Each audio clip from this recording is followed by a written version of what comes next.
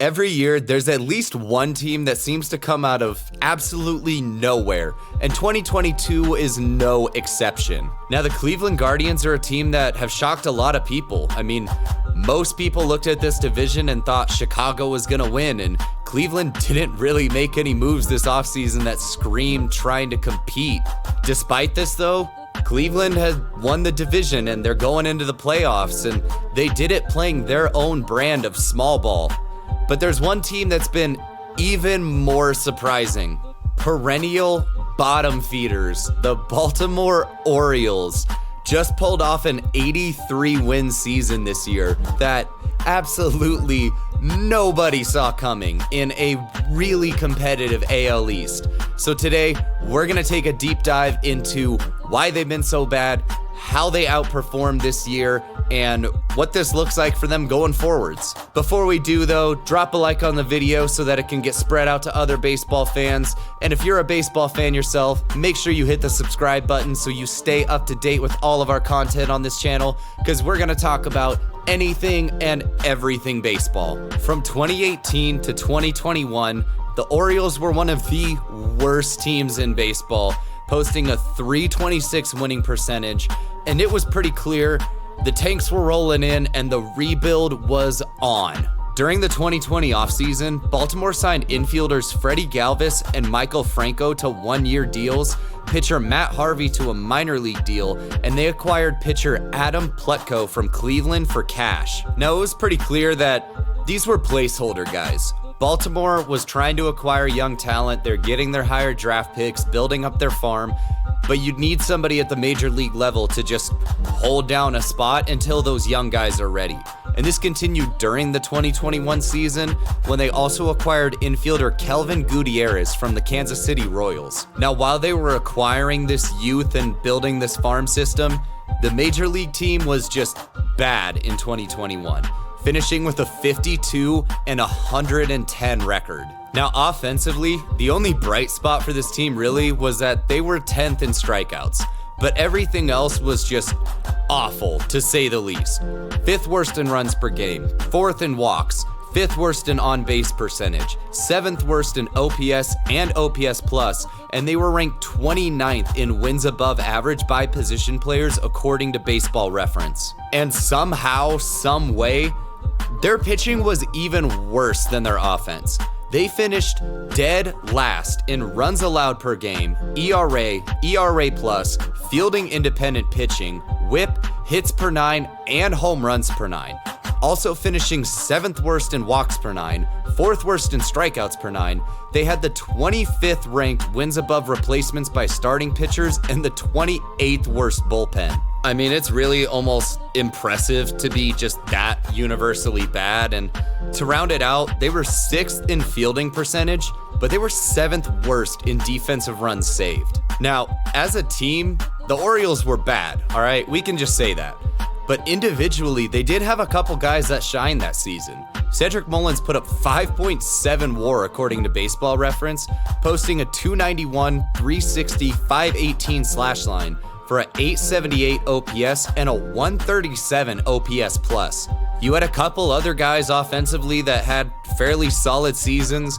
Austin Hayes put up 3.1 WAR, having a .769 OPS and a .107 OPS plus. But John Means, as their really only good starting pitcher, had a .362 ERA through 26 starts, 146 2/3 innings. Despite a couple of these younger guys seeming to step into their own as major leaguers, what was really disappointing was the top 30 prospects in the Orioles organization that they brought up this year.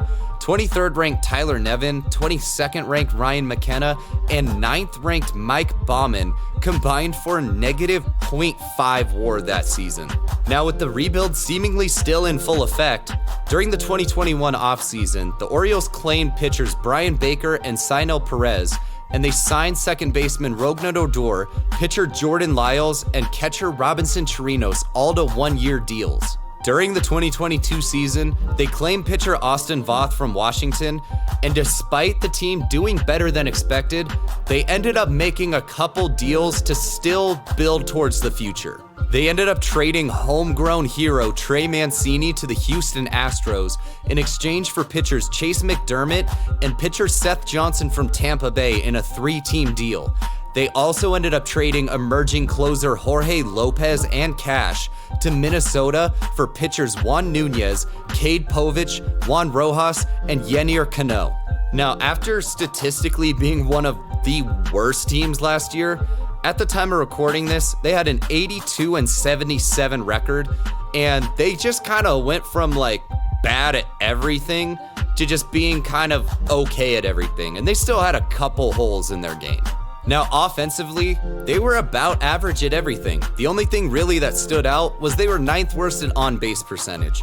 But pitching-wise, they still were 7th worst at hits per 9 and strikeouts per 9, but they jumped up to the 7th best team at walks per 9. Baseball Reference had their pitching staff as a whole ranked as the 9th best in wins above average, and their bullpen was 1st, to go along with being ranked 10th now in defensive runs saved. And when you look at this team individually, by far the biggest contributor was rookie catcher Adley Rutschman. At 24 years old, after being called up on May 21st, this dude put up 5.2 WAR in 111 games, slashing .254, .361, .448 for an .809 OPS and a .129 OPS plus. Along with Rutschman, you also had Cedric Mullins, Ramon Arias, and Jorge Mateo put up 3.9, 3.6, and 3.2 WAR seasons respectively, all aged 27 or 28. And looking at their pitchers, their best starter was 26-year-old Dean Kramer, who put up a 3.17 ERA through 20 starts, 119.1 innings, and that was a 3 WAR. You also had a couple young bullpen guys, Cionel Perez at 26 and Felix Bautista at 27, who put up 2.9 and 2.7 WAR respectively, having a 1.43 ERA and a 2.19 in about 55 to 65 innings. And the big story for this team this year seemed to be the emergence of a lot of these young rookie players. Adley came up and did his thing, like you said, the #1 prospect in their organization and on a lot of top 100 lists, and Felix Bautista was really good out of the bullpen. 4th-ranked prospect Gunnar Henderson has also been really solid in the short time that he's been up with the team this year, and you had 6 of their top 13 prospects in the organization debut this season. So 2021 versus 2022, looking back last year, you had some young contributors. Like I said, Mullins, Mountcastle had a good season, Hayes, Mancini, Santander, but just overall, this offense wasn't very good. And like I said, somehow the pitching staff was even worse. In the rotation, you had John Means in his 3.62 ERA, Bruce Zimmerman was behind him with the 5.04, and no other starters had an ERA below 6. On top of that, they had one guy out of the bullpen who had an ERA below 4. When you have this many major league guys not contributing, and the 3 of your top 30 prospects that you brought up all struggled, it's no wonder that this team lost 110 games. Comparing last year to this year, offensively, they're just more well-rounded. They were just bad at everything last year, and now they're just average, which is a huge step forward. I mean, they went from holes all across this lineup to really only struggling with their on-base percentage. The rotation has managed to keep everyone's ERA below 5, which none of the guys are necessarily great, but they're all going to pitch well enough to keep you in ball games. And when you combine that with the top 6 guys out of their bullpen all having a 3.54 ERA or lower, and this pitching staff as a whole being ranked 7th in walks per 9, they're not going to wow you, but they'll keep you in games and keep it somewhat competitive. And when you talk about prospects, you never know what can happen with a guy by the time that they get to the major leagues. So when you bring up 6 of your top 30 prospects this season, you hope that at least a couple of them hit.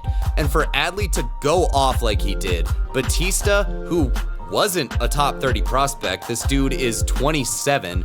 For him to come in and be a big piece of that bullpen, along with the guys like Gunnar Henderson, and you bring up DL Hall, and you just hope that they contribute like they did, and them doing that is a really good sign going forward. So looking at 2023 and beyond for this team, I mean, you've got a lot of really young, team controllable, cheap guys that are seeming to step into their own at the major league level. I think this is a team that could potentially end up being built for the long run, and I would not be surprised to see them make some moves this offseason to really add to this roster and bring in some guys that not only can contribute, but can also be a really good example for a lot of these younger guys and help them take that next step with their game. And now leave a comment down below and let me know what you think. What have you seen from the Orioles this year, and how do you think that they're going to play out going forward? If you enjoyed the video, hit that like button. It helps spread it out to other baseball fans so they can enjoy it as well. And if you're a fan of the MLB, make sure you subscribe to the page, because we're going to talk about anything and everything baseball on this channel, and I know you don't want to miss out on that. This has been the Mound Visit. Thanks for watching. I hope you enjoyed. Have an awesome day, and I'll see you in the next one.